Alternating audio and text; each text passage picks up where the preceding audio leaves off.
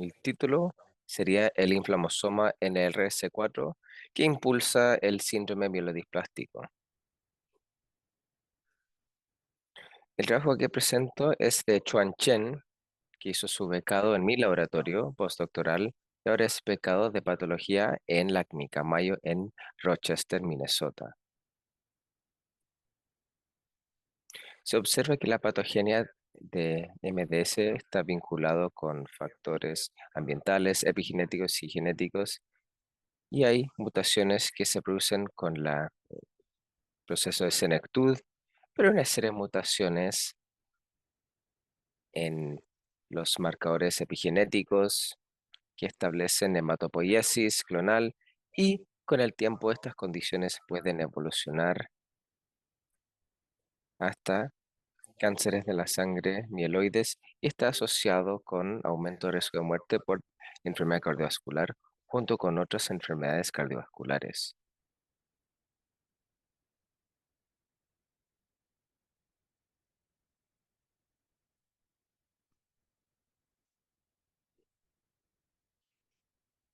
Ahora, en cuanto a la genética de SMD, ha habido de estudios de alto perfil que han dado con genes que de forma regular se mutan en pacientes con SMD, lo que incluye cosas como modificadores epigenéticos que he mencionado, factores de empalme, SFRC2, como ve a la izquierda, los miembros de la familia P53, algunos factores de transcripción también. Hoy me voy a centrar en TET2, TET y, y P300 y CBP. TET2, TE2. Estas mutaciones llevan anomalías en epigenética, serán los genes más frecuentemente mutados en SMD y codifica para una enzima que oxidiza ADN metilado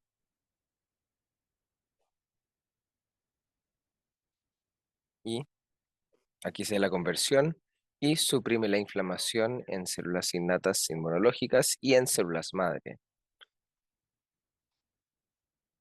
Hemos ocupado un modelo en ratones inyectado con LPS 2 veces a la semana durante 4 semanas. Recientemente hemos demostrado que pueden progresar a AML con TET2, sería perdiendo la histona P300. A la izquierda se observa en azul que un ratón knockout doble, todos mueren de forma rápida de AML, mientras que los knockout de P300 viven de forma normal. Y los knockout TET2 con lentitud hacen una mieloproliferación y mueren a un año tras nacer. Y en el caso de knockout doble, como ven a la derecha, aquí hay anemia, bajo recuento plaquetario y mueren 100% por AML. Como el ratón knockout no es fenotipo estricto para una condición humana, pero tenemos heterocigotos y en esta situación la pérdida de P300 influye en la leucemiogenicidad. El ratón T2 no hace la enfermedad, como en la regla a la izquierda, al eliminar P300 empiezan a morir estos ratones, hacen esplenomegalia, alto recuento de glóbulos blancos y tiene expansión de las células madre. Y al examinar el mecanismo subyacente, se ve que al perder P300, las células madre, las T2 heterocigotos, replican de forma indefinida. Normalmente las células pierden su capacidad tras la tercera, pero en la ausencia de P300 hicieron replicación de forma indefinida y aquí se ven las colonias, mientras que en T2 no hay información significativa de colonias. Los estudios con P300 han examinado renovación de células madre y cambios genéticos y epigenéticos. Ahora, en cuanto al rol del ambiente externo en la inmunidad innata, y SMD está asociado con en condiciones inflamatorias, autoinmunes, enfermedades intestinales inflamatorias, y los pacientes SMD tienen niveles anormales de factores de crecimiento, citocinas, quimosinas, y a partir de nuestros estudios entendemos que hay un riesgo cardiovascular y de otras comorbilidades. Entendemos que hay un proceso de senectud, de senescencia, y el ambiente extrínseco, infecciones que llevarían a expansión clonal, de células madre mieloides y mutaciones adicionales que pueden llevar a SMD. Había un conjunto de análisis interesantes respecto de todos los tipos distintos de inflamación iniciadas en procesos malignos mieloides, como la señalización kappa B, JAK-STAT. Y lo interesante es que cada mutación está asociada con un tipo levemente distinto de inflamación. Algunos pasan por los receptores TOL y en el RP3 se ha identificado en conjuntos situaciones a la hora de contribuir en la inflamación en SMD,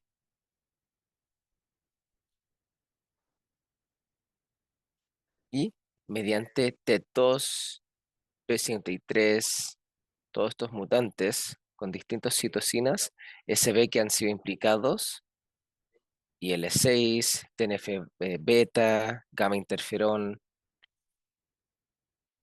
y hay distintas vías que se activan en función de la mutación. Este estudio, publicado hace 8 años, demostró que ante la ausencia de TET2, las células tienen dificultad a la hora de resolver la sobreexpresión de IL-6, una citocina que suprime de forma potente la formación de glóbulos rojos y que gatilla la inflamación. Y en negro se observa aquí que para células periféricas mononucleares o para la médula ósea, se observa que hay producción aumentada de IL-6 post-estimulación. Nosotros hemos ocupado modelos de trasplante en ratones con células TET2, con trasplante, y o agregamos LPS o PBS, como ven a la izquierda, 2 veces a la semana durante 4 semanas, y analizamos médula ósea, vemos la expresión de genes y también la biología de las células madre. Y al realizar estos experimentos en trasplantes, se observa que al añadir PBS durante el trasplante, se observa una diferencia en TET2 en los tipos silvestre o wild type. Hay un aumento en los recuentos de los glóbulos blancos al agregar PBS en en el tipo silvestre, pero en los tipos silvestres se ve un aumento en linfocitos, mientras que en los nulos TET2 primariamente se ve un aumento en monocitos y neutrófilos, lo cual sugiere que las células TET2 nulos pueden llevar a una inflamación más bien potente. Al fijarse en las citocinas, se observa aquí abajo que al añadir LPS a las células TET2 nulas, se ve un aumento potente transversal en expresión de citocinas. LPS en sí, en el tipo silvestre, va a aumentar los niveles de citocinas, pero los dos operan de forma sinérgica. Pérdida de TET2 y LPS además dan una respuesta inmune bastante fuerte, inflamatoria, mejor dicho. Ahora, ¿qué sucede con los modelos animales? Aquí se ve con el tipo silvestre y nulos T2 tratados con PBS y LPS. Solo los nulos LPS mueren de forma temprana. Y estos ratones hacen trombocitopenia, hay displasia en los glóbulos blancos, en sangre periférica, también hay megacariocitos en médula ósea y cumplen con los criterios de SMD, por lo que estos ratones mueren por MDS, síndromes mielodisplásicos. Ahora, ¿qué sucede con las células madres? Ahora, analizamos el primer trasplante y se observa Los primeros injertos aquí serían injertos de flujo. Arriba wild type, abajo TET2 y después del primer trasplante CD45.2 vale si las células trasplantadas son más abundantes con los nulos TET2 versus el wild type 67, 69 versus 50-51. Por lo cual, al hacer el trasplante primario, estas células nulas T2 reconstituyen la médula ósea mejor que las células normales, tanto en la ausencia y la presencia de LPS. Después se observa que el trasplante secundario, ¿no? Ahí se observa que la cantidad de células CD45 presentes es mucho mayor en el segundo trasplante, con las células TET2 nulas. Aquí se los porcentajes y las diferencias. Y nuevamente, en el corto plazo, se ve que LPS promueve la recuperación de células madre. Y pido disculpas aquí, debo reencender o reenchufar mi computadora para que no se quede sin batería, para continuar la presentación. Ahora, con el tercer trasplante,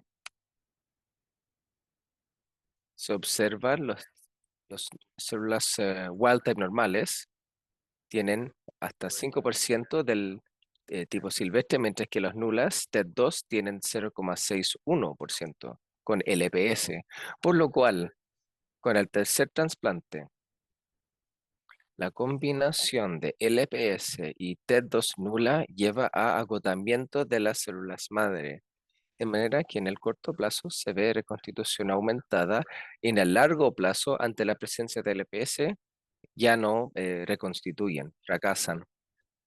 Ahora, al ver la expresión génica de estas células, se descubre,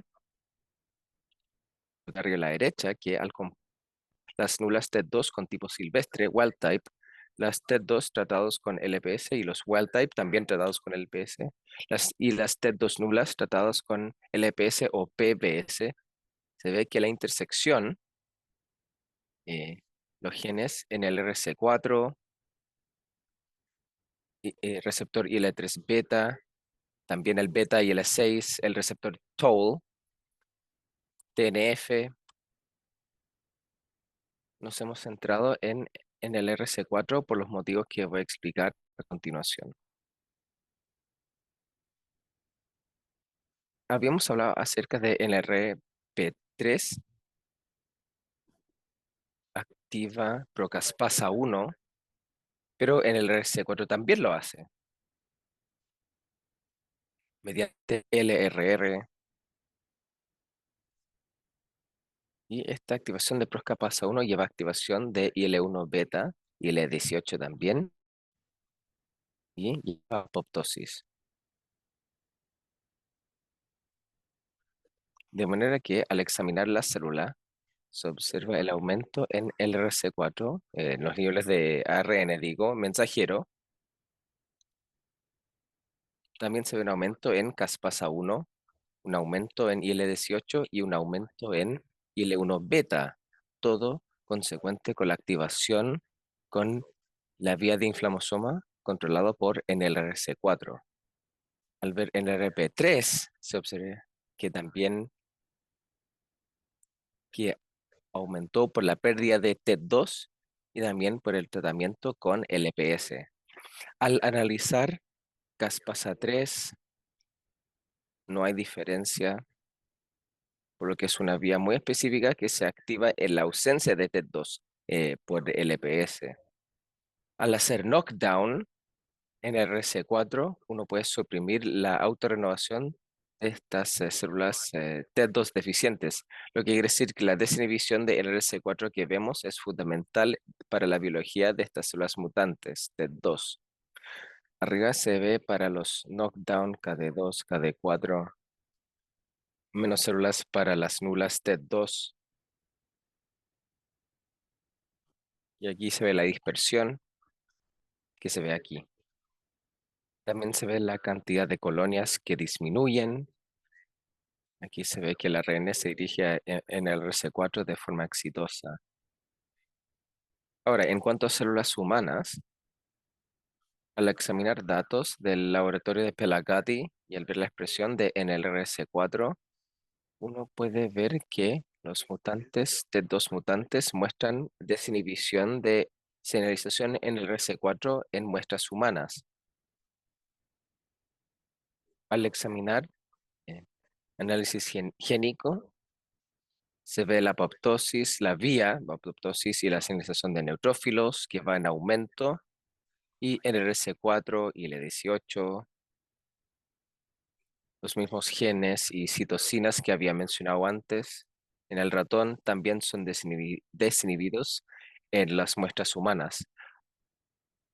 Al ocupar líneas celulares SMD, que se parecen a las células humanas de SMD, y hacer knockdown de NRC4 en las células humanas también, se observa que hay un aumento en NRC4, en su expresión, digo, en comparación con CD34 normales, y al hacer knockdown de NRC4 en células humanas, KD5, KD7, se observa que hay una disminución marcada en la cantidad de colonias, lo que es compatible con el knockdown de NRC4. Nos encontramos en el proceso de evaluar el tratamiento de RRC4, de la sobrepresión de RRC4 en este ámbito, mediante un CL7 no específico para el RRC4 y NRC4 células knockout de estas para evaluar cómo la ausencia de esta afecta la progresión de las células T2 nulas expuestas a LPS con SMD. Nuestro modelo operativo, aquí primero tenemos mutación TET2, sesgo mieloide, cambios epigenéticos y con el tiempo infección o degeneración interna, inflamación, activación de inflamosoma NRC4, lo que crea un círculo vicioso, lo que lleva a expansión clonal, agotamiento de células madre, síndromes mielodisplásicos, y este NRC4 sería una diana perfecta para la terapia.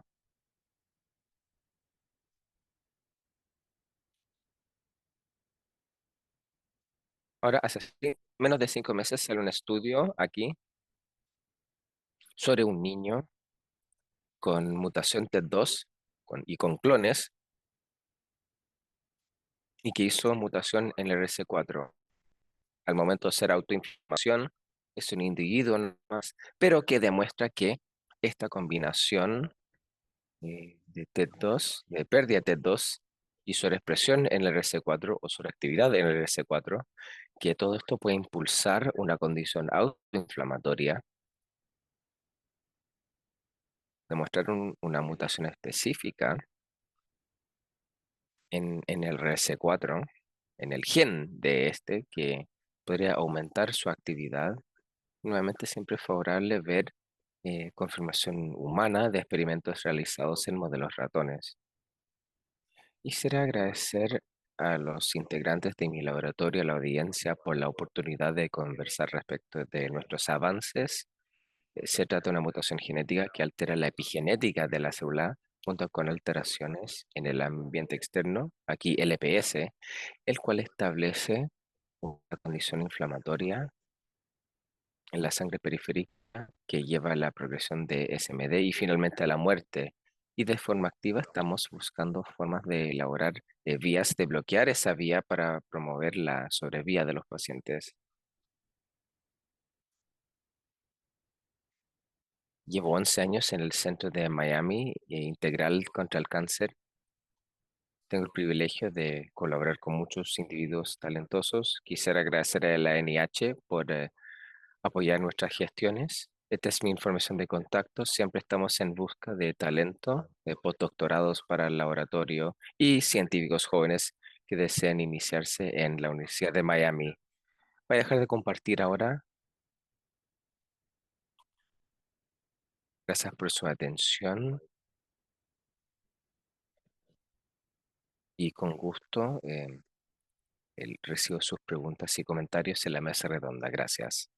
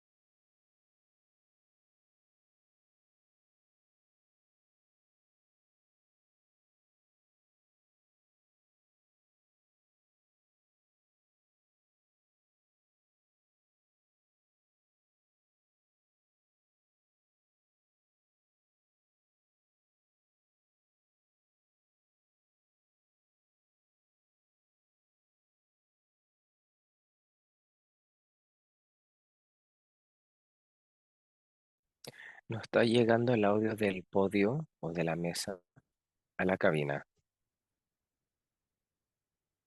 Preguntas fuera de micrófono.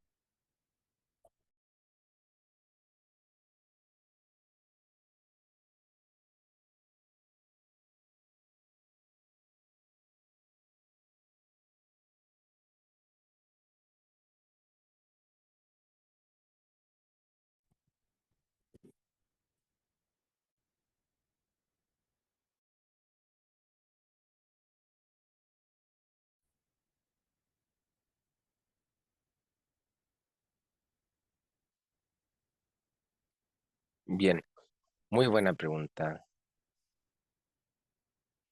Y la respuesta es que no. El síndrome Vexus es el resultado de una mutación muy específica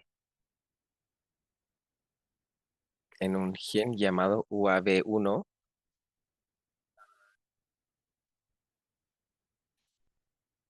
y Vexus se refiere a los síntomas ligados a él, al X.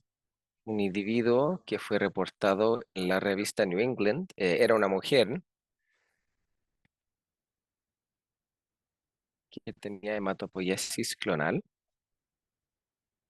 con pérdida de TET2, TET2, y además en una fracción de células tuvo una mutación activadora de NRS4 e hizo un síndrome autoinmune.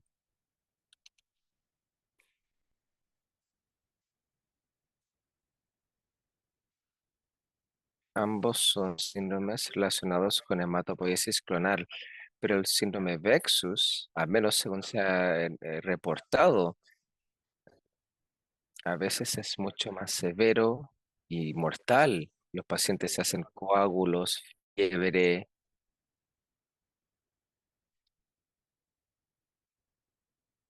Según tenemos entendido, sería el único caso reportado de esta autoinflamación, así que sería algo bien distintivo.